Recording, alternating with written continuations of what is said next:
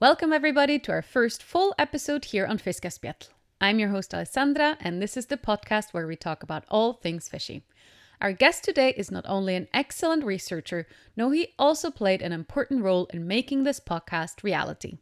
Haseeb Randhawa is our sponsor for the Háskóli Ísland Science Outreach Grant, which allowed us to produce Fiskaspjall. Haseeb is also a professor at Háskóli Íslands and Parasitologist extraordinaire. Lean in as we discuss what makes parasites so fascinating and why we all should care about them. And if you stay with me until the very end, I will tell you today's curious fish fact. Everywhere we go, there is something to see. So dive into the blue to discover the world of fish. Fiskaspjall, where we talk about all things fishy.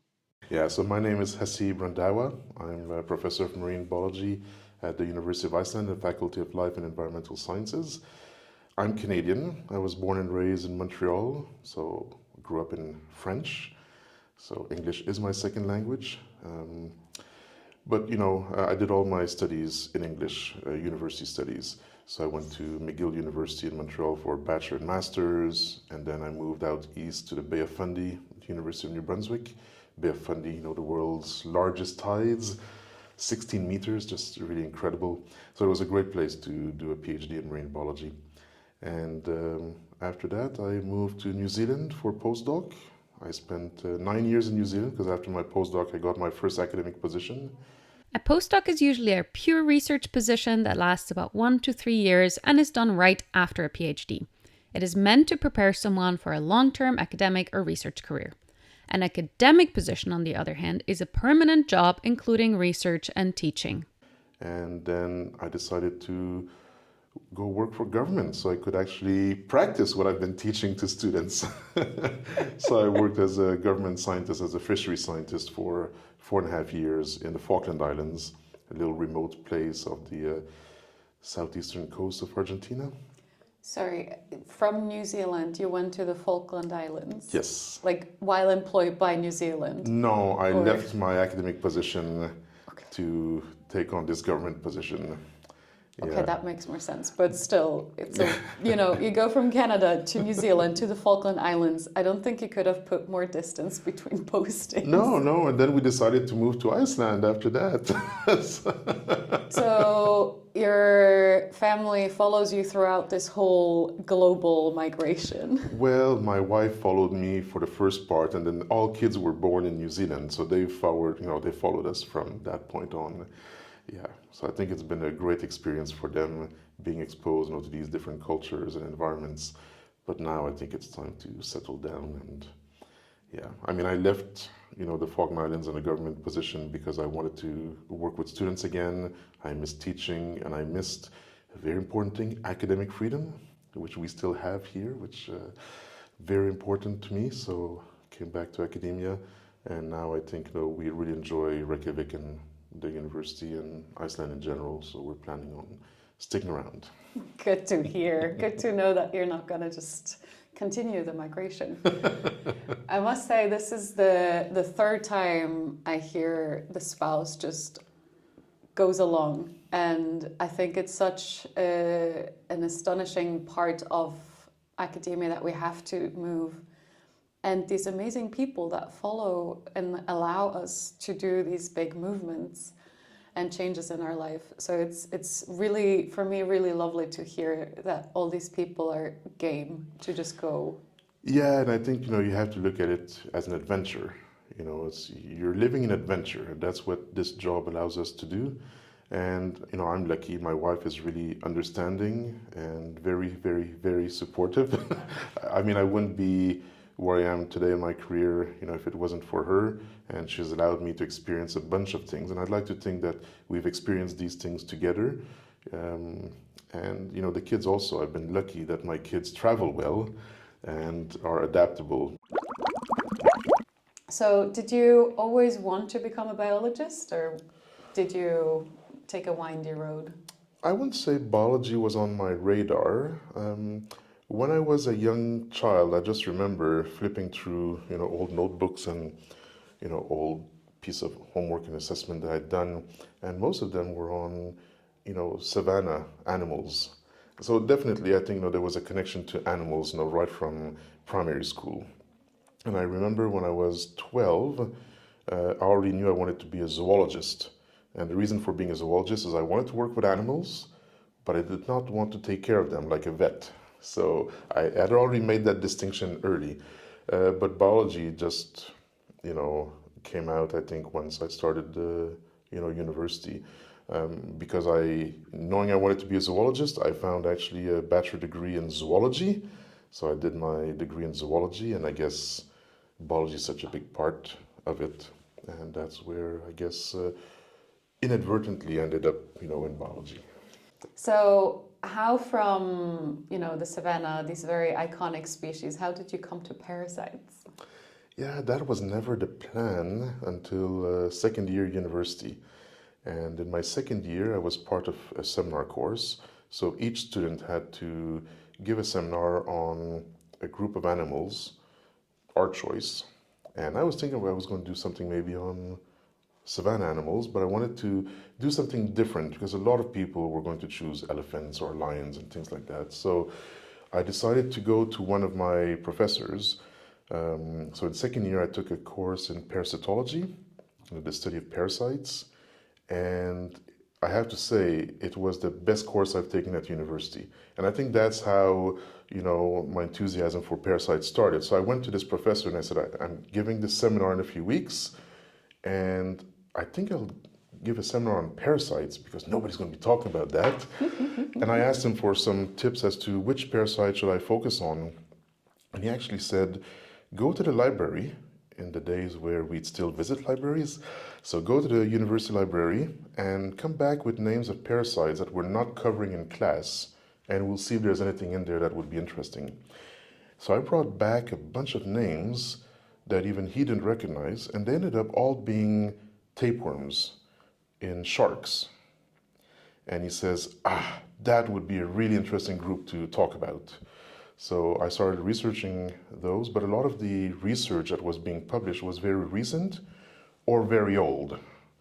So, and these were the days before internet, not that young.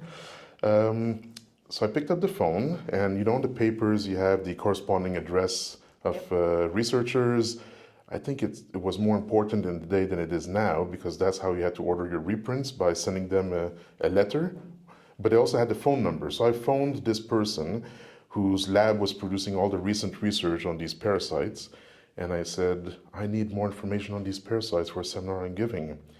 And she responded, well, instead of me just giving you information, why don't you come and spend a couple of weeks in my lab and we'll show you what we do. So I just decided, to take my car, went to spend 2 weeks there, and I got to do lab work with our master's and PhD students and learn about what they were doing. And that's how I got hooked, and then I never looked back. So that parasites of sharks, and then skates, and so any cartilaginous fish became really, my niche area. So beware what seminar topic you choose. You might be stuck with it for the rest of your life. Oh, I'd like to say I work on other things now as well, but it's always a pleasure to always have a side project on these parasites. Yeah. So why do you stick with them? Why do you think they're so important or useful? Yeah, so that's a really, really good question, because for most people, no one really cares about tapeworms. Tapeworms or sharks, really? But I think from a biodiversity perspective, they're really, really important. So what we have to understand is sharks and their relatives are really old creatures in terms of evolutionary time. So the relationship between host and parasite is about 300 to 400 million years old. So during that time, they've really built tight connections to the point where most parasites in cartilaginous fishes, sharks, rays, and skates, are host-specific. So it means if you look at the parasites of the great white shark, their parasites are not found in any other shark species. And the same for, the common dogfish. You won't find their parasites in any other shark species. So they're very, very host-specific. And because sharks are threatened, it's probably, I think it's the group of animals in the oceans with the largest proportion of threatened animals.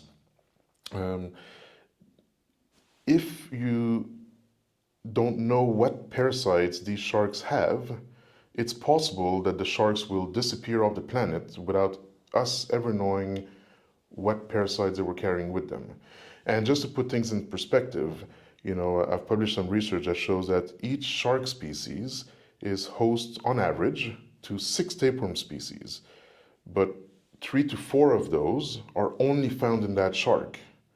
So for every shark species we lose, we could lose 3 to 4 additional tapeworm species, and that's not even talking about some of the other parasites that they bring with them.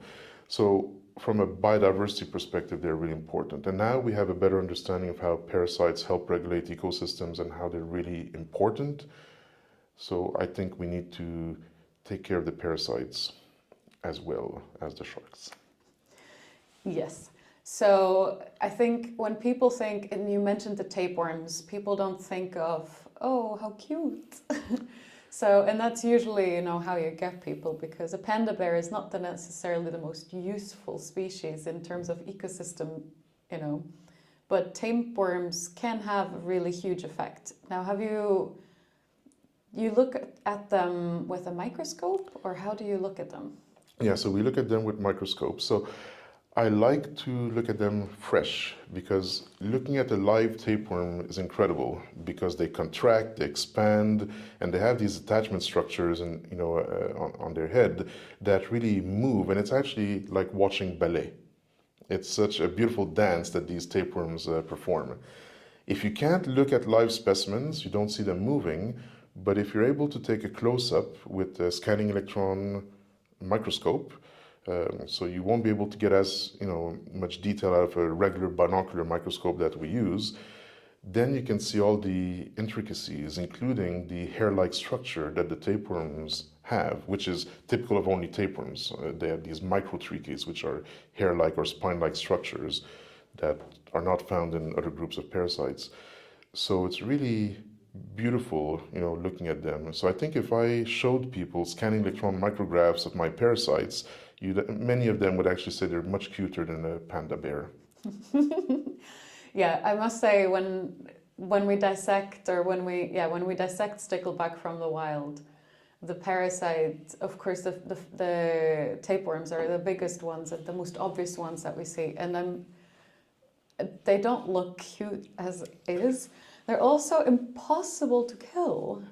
They're just so resilient. It's like you dip them in ethanol, they just keep on going. Like, is that part of their secret, why they have been around, why they're so successful? No, I don't think it's because they're difficult to kill necessarily. So the ones you're talking about in these sticklebacks, those are the larval stages, and the larval stages are usually a lot more resilient because they actually have to make it through the stomach acids, before being able to infect, the definitive host or the final host in the life cycle. So they have to be, ingested with, the intermediate host, their prey, and then they go through the process of digestion. So the host or the fish or whatever, the crustacean that they were in gets digested away, but the worm has to stay intact in order to be able to infect the definitive host. So obviously, they should be hard to kill because stomach acids and those things, won't kill them. So what we normally do is we heat kill. So we use hot saline to kill them. That's almost instantaneous. So we boil some water or boil some saline, which is just a bit of salt in water.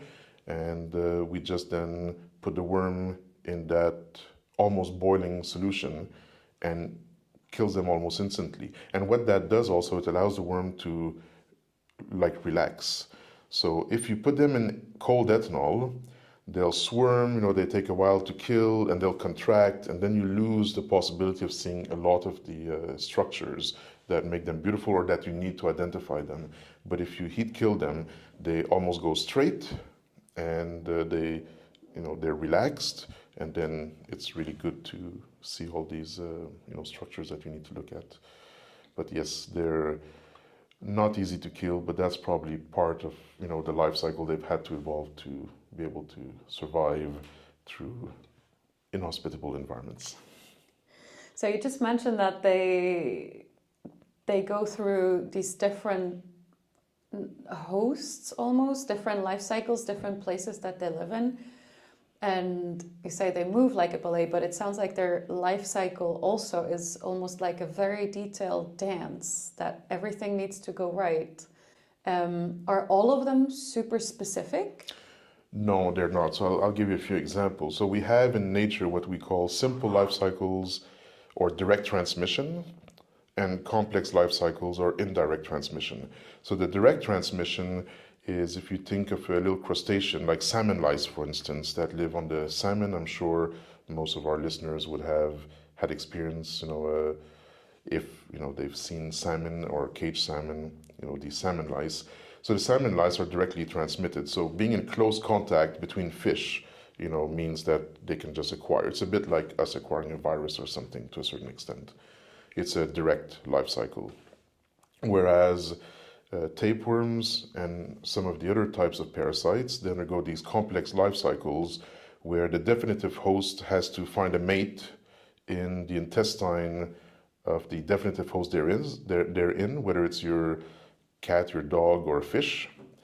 And then the eggs come out with the feces, and they have to be ingested by a little crustacean like a copepod. And then that copepod has to be eaten by something bigger, and so that the parasite is transmitted up the food chain up to the definitive host, which is probably the apex predator or the top predator in that particular ecosystem. So yes, there's a lot of adaptation, but almost becomes like an arms race. So if we take some of the parasites and sticklebacks that you were talking about, many people are going to be familiar with the big tapeworm, but I think some of the most extraordinary parasites are the larval trematodes or larval flukes that are found in the eyes of these sticklebacks, because they actually make the stickleback go blind. And there's different mechanisms that different parasites do that for blindness. Some, they just physically move in the eye, and they're big enough that during the daytime, they'll be at the top of the eye, and that way the fish can't see a bird that might be wanting to prey on the predator, so they can't escape because they actually can't see above. They can see below, but there's nothing dangerous below. The danger is from above, and the parasite migrates up in the eye. And at night, the parasite rests at the bottom. Then there's no birds that are going to be hunting or fishing at night, so there's no danger from above, but then there's danger from below, other fish that are, bigger fish that are trying to find some food. And that's how they get eaten. So that's just a way of how these parasites have modified the behavior of the stickleback, but that's not a physical way, that's just by moving in the eye. Other types of trematode larvae actually secrete their metabolic waste. So once they reach a stage of maturity where they're now infective to the bird definitive host, they secrete these metabolic wastes that create cataracts in the eyes of the fish. So the fish eventually go blind. So now they don't see birds anymore, and they're more likely to be, or those fish are more likely to be ingested, meaning the parasite can complete his life cycle. So and there's a lot of parasites that modify behavior. Yeah, so they actively affect the behavior. It's not just taking energy or space or something. It's literally, wow, this is insane. And that's the arms race. So we see that a lot in these complex life cycles, because the likelihood of a parasite being passed on through 3 obligatory hosts to complete the life cycle is very, very low. But if you can hedge your bets by modifying the behavior of 1 or 2 of your hosts along the way to increase the likelihood of that predation event happening, then you're actually putting a lot more chances on your side. So what is the craziest host parasite dance that you've come across? Like, what is the one that you were like, wow, this is insane? There's a lot, but I'll come back to these tapeworms in sharks and skates, because the fact that they're host specific, to me amazes me. It means that if the parasite, as a larval stage, gets into the wrong host, it doesn't complete its life cycle. It's a dead end. So it's amazing that from an evolutionary perspective, there's still a benefit to specializing on one type of host. And that's even for closely related species. So you have skates that their intestinal surface is a bit like ours. It has villi, these finger-like projections of the gut. But those finger-like projections are different sizes and different densities. And the attachment structures of the parasites are perfectly adapted to those. It's a bit like feather lice, I'm thinking Lego. Like you have the normal Lego, you have the Duplo, and they don't fit together. Exactly. Well, that's exactly what it's like, and it's really amazing. So to me, yes, there are some parasites that are probably cooler than others, but to me, that's something that's really amazing from an evolutionary perspective, that nature has evolved, in that manner, and to see how these attachment structures just fit perfectly on one set of villi but not others. And I talk about different species, but actually, I've done a study, for my PhD, that the villi change in size and shape and density along the gut of an animal. So the parasites can only attach in certain parts of the gut and not others. And also because these micronutrients, amino acids or things like that, are absorbed in different areas of your gut, well, the parasites have adapted physiologically. So morphologically, they're adapted to a certain spot in the gut, but they've also adapted physiologically to be able to survive all of the nutrients that are available in the gut in that particular place. So I don't know which came before, physiology or morphology. It's like the chicken and the egg, but regardless, it's just an amazing, feat of nature. So you already mentioned that the parasites actually make up a big part of biodiversity. And we're seeing a massive biodiversity loss at the moment. So do you think that global warming, as one of the major drivers of this biodiversity loss, has it changed how parasites are distributed or where we find them? Are they quick to adapt, or because they're so specific, is it hard for them to change their ways? So that's a really complicated question. The answer is going to be very complicated because there's also a lack of evidence. So for some reason, I don't know why, but parasites are understudied. I don't know why some people don't want to really work with them or take them into account. So there's a lot of baseline information that's missing. So if you ask me for Iceland, what's going to happen in the future? Well, we don't even know what parasites are in our oceans. And we just published 2 papers this year, one looking at parasite in plaice and one looking at parasite in haddock. And these are commercial species that are well known to most Icelanders and to most scientists and fish biologists in Iceland. But half the parasites we recovered had never been recovered from these fish species in Icelandic waters. So do you think it's because we simply haven't looked before, or because things are changing in the oceans and these are now newly moving in? So we don't really know. I think it's probably that we haven't been looking. And the reason I think that is, most of the work on parasites, like helminths, these, nematodes, flukes, tapeworms, either dates back to the 1940s and 50s, some in the 1980s, but it wasn't the core work of those scientists, and not much since, except for waterfowl and birds and things like that. But when it comes to fish, not very much. There is some work that's come out of Kelder. Kelder is the pathology experimental station of the University of Iceland. It focuses mainly on animal health, veterinary diseases, and related biological research. But now they're focusing more on the microparasites like bacteria, viruses, protozoans, less so on the helminths. But also, we did not teach parasitology in Iceland from 2007 to 2022. So a 15-year gap where parasitology was not taught in Iceland anywhere. And most of the students I survey in fish ecology, 3rd year course, if they haven't taken my parasitology course, none of them have been exposed to parasites in their other courses, or very, very little, no more than like one lecture. So it seems like the scientists we're training are not aware of what is a parasite and where to find them or how to look for them. And that's not just a problem in Iceland, it's a global problem. So trying to understand then what is the baseline we're working with to understand changes due to climate change is next to impossible. But in areas where they know what the baseline is and have continued monitoring over the decades, they are seeing changes. So I was on sabbatical from January to June this year, and I spent some weeks in Argentina. A sabbatical is time where a researcher gets to visit colleagues in different countries for a half or a full school year. During this time, they are completely free from any administrative and teaching duties, which means they get to fully focus on their research work. It's like when high school students go on an exchange. They also get to learn new things and hopefully get inspired by their hosts and host organizations. And I was chatting with a fish biologist there. He's probably the top scientist in terms of using parasites as biological tags for stock identification in fishes.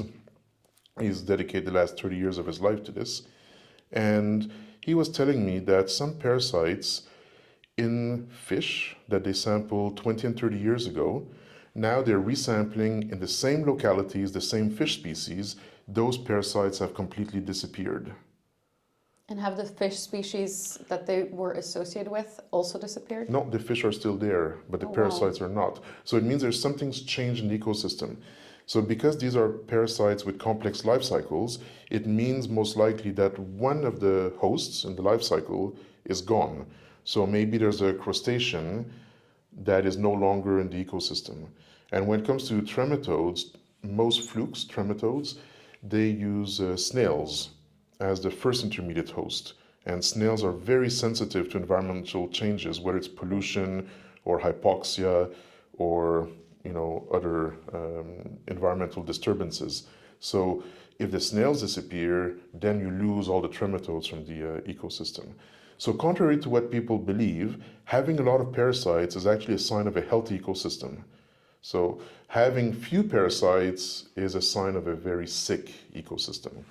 So we just have to try and change the way we look at things. So is climate change having an effect? I would say yes, but in places like Iceland, we can't measure what that impact is because we don't have the baseline information. But parasites are known to be great bioindicators of what's happening in the ecosystem, because if we look at many ecotoxicological studies, we show that parasites disappear before their hosts. So you can use the parasites as sentinels of any change in the environment because... Like the canary in the mines. Exactly. And it's not that the parasite is necessarily more sensitive, it's some of the other hosts that they're using might be more sensitive. So I think, there's a lot we can learn from parasites, especially when it comes to climate change and other anthropogenic effects that we're having on this planet. If we look at what the parasites are telling us. A bit like reading the tea leaves, I guess. Yes. So how do you get the parasites? Do you get them sent to you? Do you go out looking for them actively? Or do you go on a ship? Do you have nets? Like how do you get these parasites? It depends very much, I guess, on what we're working on. So my lab focuses mostly on fish parasites. In freshwater, we usually use nets or electrofish, things like that. In marine ecosystems, we get fish from research surveys, and a lot of the fish we get is with the help of HAFRO, the Marine and Freshwater Research Institute. So they send us whole fish. Or we work with fishermen, they send us whole fish. But to do a proper parasite survey, the fish cannot be gutted, it cannot be bled, it has to be perfectly intact. So usually fishermen will keep some fish aside because many of the fish are gutted at sea, and those are useless for us. And why are they useless for you?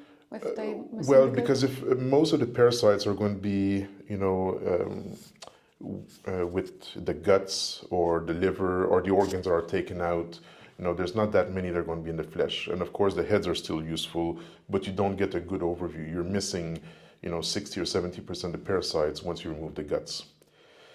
So we try to get whole fish, and just put things in perspective, it takes about 7 hours to go through one cod from snout to tail, let's say. So it's very, it's a big time investment. And for that, we're doing external examinations with loupes. Then we're actually cutting the fish open, organ by organ, separating all the organs, assessing the organs under dissecting microscope.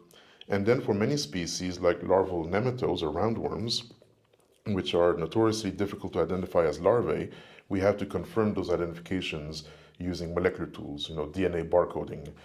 And once we have all of that together, then we have a very good idea of what is the parasite fauna for this individual fish. And then we have to repeat that across several fishes or fish individuals to get a good idea of what's happening at the population level. So just to give people a good idea of how much work goes into it, you say one cod is about 7 hours. How many cods would you want for a study? So I've got a study right now that we started in 2021 that is still ongoing. We have 220 cod. Let's do the math. 220 fish times 7 hours equals 1,540 hours. Or in other words, over 64 days of straight-through fish processing. And we're still in the process of dissecting some of those organs. So what we've done there, because we needed the fish at a particular time of the year from different, from specific areas, we've examined whatever needed to be examined fresh, so from the eyes, from the gills, from the brain, and from the flesh, so we could obviously eat the fillets after. And then, the other internal organs we could freeze individually in bags and examine those later. So that's not ideal when you want to do morphological identifications, but because we expect to get a lot of larval parasites that are hard to identify anyways, we are going to be applying barcoding to those. So yeah, that project is 4 years in the making and it's still not done. And it's 220 fish that we're still working on. So that just gives an idea of... Times 7 hours. Yeah, exactly. So it's a big time commitment. So it's a slow burn. And that's for one project. Wow. So I hope that people can appreciate the next paper just even more. And you've moved around the globe, as we've mentioned, and you've worked in different positions, teaching and governmental. Do you feel that the cultural differences in these places have influenced how people approach parasites? Yes, to a certain extent. So I remember when I was in government, if we go back, when I was an academic in New Zealand, I could work on whatever I wanted. I had academic freedom, and I made parasites the focus of my work. But then when I went to work for government as a fisheries scientist, I thought it would be a good opportunity to look at parasites in fishes. But when you work for government, you have these deliverables for society. A lot of them had to do with stock assessment, fish health, the ecology of the fishes, and parasites were so low on the list that I never could use time at work to look at parasites. It was never on the agenda of my bosses, never of interest to the general population. The only time I got to work on a parasite project was when a fishing company approached my department and said, we've had an issue selling our fish because 2 of our containers were turned away by the buyer because of too many parasites. So then they sent us some samples, and being the only parasite specialist in the department, it was my job to try and ascertain what was present and what might have caused problems for the buyer, and whether any of these were of human concern or not. Some were aesthetic concern, but there were some parasites there that could have been of human concern. So that was the only real project I had on parasites when I was working for government. And that's why, leaving government, one of the reasons for that was I missed academic freedom. I think the job we do as fishery scientists and that Havro does is really important for society. Havro is the Icelandic Marine and Freshwater Research Institute. They focus on sustainable use of aquatic resources and the health of the environment. I actually got to sit down with one of their researchers studying Icelandic fish stocks, so keep a lookout for our upcoming episode with Pamela Woods. But it didn't fulfill me because there was a big part of me missing being able to work on parasites, and that's why I needed to come back to academia. So do you think we need to raise more awareness of the importance of parasites so that people understand that they're actually more important besides just if they impact the visual or could be actually toxic to us because they're so intricately important for the ecosystem itself? Yeah, I think we need to do that, and it probably starts, not at university, but with younger kids, and also educating, fishermen, that what they're finding in the fish, what's dangerous, what isn't, what they should be concerned with, what they shouldn't. But yeah, we do need to raise the awareness. Sorry, I had a train of thought. It's left me. It will come back. Yes, so I think it's starting to be understood at the international level that this is of importance because we now have, since 2024, I believe, IUCN working group assessing the red listing of parasites. And one of my projects here is involved in that route where we're doing an assessment of tapeworms of skates, and we've chosen skates because these are relatives of sharks, because believe it or not, Iceland is a hotspot for skate diversity in the world, but many of them are understudied and are actually in very low numbers. Most of the species we have here are threatened or actually of critical concern. Therefore, we're trying to assess what parasites they have and then work under the framework of this red listing to see if we can put some of the parasites there. But so it means that even at the level of international communities, there is an understanding that parasites are important enough to assess them in the same way as we do pandas and other species in terms of red listing, and then that drives conservation strategies at the national level. But I've been trying to work with Biodiversity Iceland a little bit here, just to make them a bit more aware of parasites. And then when we're talking about biodiversity, we have to consider parasite biodiversity because at least 1 in 2 species on our planet is a parasite, even though we probably don't know more than 5 of them. If you ask anybody on the street, they might know 5 parasites, but actually I think that might be generous. Yeah, but so 1 in 2 species at least is a parasite. So I think we've established that parasites are understudied. We need more parasitologists, people passionate about parasites. Do you try to inspire your students and try to foster people's curiosity and nudge them into the field? My approach is not really to nudge students in a particular way. I prefer, to let students, let their enthusiasm drive where they go. And I guess I try to be enthusiastic through my lectures, in different courses, and then whatever direction, they decide to go to, great. Because I think, the best scientists are the ones that are enthusiastic about what they do. So I don't want to push someone in one direction, even though we need parasitologists, you need to work there. No. I advertise projects on parasites that are available, and then students sign up for them or they don't. It's their choice. But one thing I'm realizing is that by talking about parasites, there's a lot more students that, come after class or want to just chat about parasites, have questions about parasites, and that probably drives their curiosity to the point where they might want to do a small project. And for me, for bachelor and master students, if they want to work on parasites, it's great, but I don't expect them to spend their career working on parasites. But when they leave, even if they move on to a different field or work in government straight from after their studies without continuing their studies, at least they'll be aware of what parasites are and how important they are to the ecosystem, and maybe they can influence some of their colleagues. But I think the important thing is to provide them with some tools to develop their knowledge and some tools to make them better biologists and ecologists, and then let their curiosity drive and their enthusiasm drive where they go. So if a young person listens to this and gets inspired and doesn't know where to start, what do you have any advice for future aspiring parasitologists? Well, I think it's just, when you're looking at a fish, like if a young child is interested in fishing, try to understand that this fish is not just a fish. There's a bunch of other species living on or in that fish that they don't see. And they're part of what's driven the ecology of that particular fish.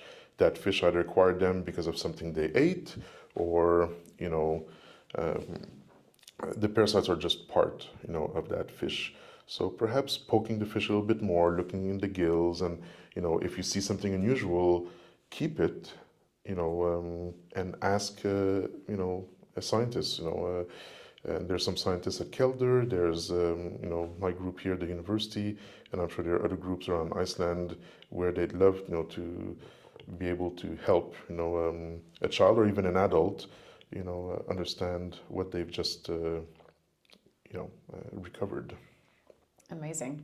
So yeah, maybe we just also need to work on making people understand that they can just send us an email, or even better, call us, because scientists get a lot of emails, and not all of them are necessarily useful, but they clog up the inbox. You can find Haseeb's contact information in our show notes, or enter Haseeb, HASEEB plus University of Iceland into your preferred search engine. Can we do a quick either or fire round, like little questions? Yes. All right, it's either or, freshwater or marine? Marine. Parasite or host? Parasite. Fieldwork or lab work? Lab work. Coffee or coffee or tea? Oh, coffee, definitely. Now, summer or winter? Summer all the way. Big international conference or small national conference? Small national conference. Amazing, you did just great. I clearly need coffee because I cannot read straight anymore. Then what is your least favorite part about being a scientist? Well, as scientists, we really want to get our hands dirty and get the work done and write our research. But I find that more and more of our job, especially as we go up the academic ranks, is admin. And part of that admin is administering grants. So you have to spend a lot of time applying for grants, applying for money to be able to do the work. I don't say I don't enjoy writing grants. I think it's fun, but it takes up a lot of time that you can't spend in the lab. And then there's a lot of other admin tasks that are required. So if I could get rid of many of the admin tasks, that would be, my dream. But, I love being in the lab, I love being in the field, I love working with the students, I love teaching. The admin part, I have to do it, but I could live without it. So what is your favorite part about being a scientist? Well, again, it comes back, in my case, the academic freedom. As a scientist, I choose what I want to work on. I can follow my own curiosity and see where it takes me. And I feel that I'm lucky and blessed, to be able to do that, because not everybody gets to do that in their job. Indeed. So is there one thing, like if you could tell one thing that you really want people to know about parasites, or any misconceptions you'd like to clear up? Well, again, I'll come back to something I said, parasites are important to the ecosystem. A sign of a healthy ecosystem is an ecosystem with lots of parasites. And a sign of a sick ecosystem is that there are no parasites. So try to think of parasites in a different manner. They're important to all species and to maintaining resilience in ecosystems, especially with the threats we have like climate change. The most resilient ecosystems will be the ones that have lots of parasites. Amazing. Now we've heard it here from the specialist itself, and I really hope that people will hear this message and get excited about parasites, like I have gotten into thinking about how I can incorporate them. And you've given me some advice on how to collect my samples so that we can actually use them for parasite studies. So yeah, thank you so much for sitting down with me and doing this. And again, for all your support anyway, outside of just this 1 hour here today. And yeah, any parting words you want to share? No, just thank you very much. I really appreciate the opportunity. And obviously, if anybody has questions about parasites or they want something identified, they can get in touch with me or with you, whichever way. I'm always happy We'll to help. put all the links. Yeah. Thank you so much. You're welcome. Thank you all so much for listening today. Big shout out to my team at Icefish Research, Lieke, Michelle, Teresa and Gudbjörg. Thanks to Haseeb for handling all the paperwork, and thanks to Háskóli Íslands for giving us their science outreach grant that makes this podcast possible. Thanks to Sandra Ribicki for designing our beautiful logo, and special thanks to Kaure, who trusts me with his incredibly cool recording equipment that allows me to go and talk to people everywhere. And our title song was written and recorded by myself. If you also want to support us, you can subscribe to our podcast on Patreon. This also allows you to submit questions and suggestions for future episodes, because yes, there will be a next season. You can also leave us a review on Spotify or YouTube for free. It really helps us grow. Follow us at Icefish Research on Facebook, Instagram or Blue Sky, or visit our website at icefishresearch.com. Today I want to introduce you to the Candiro species native to the Amazon River. Specifically Vandelia cirrhosa, which has been rumored to swim up people's urethras, which has earned them the nickname penis fish. Even Grey's Anatomy had an episode featuring it. But for as much lore there is, unfortunately or fortunately, no confirmed medical cases so far. What we do know though is that this Candiro is a parasitic fish which survives by swimming into the gills of bigger fish and feasting on their blood. Scary enough if you ask me. See you again next week with more fishy facts.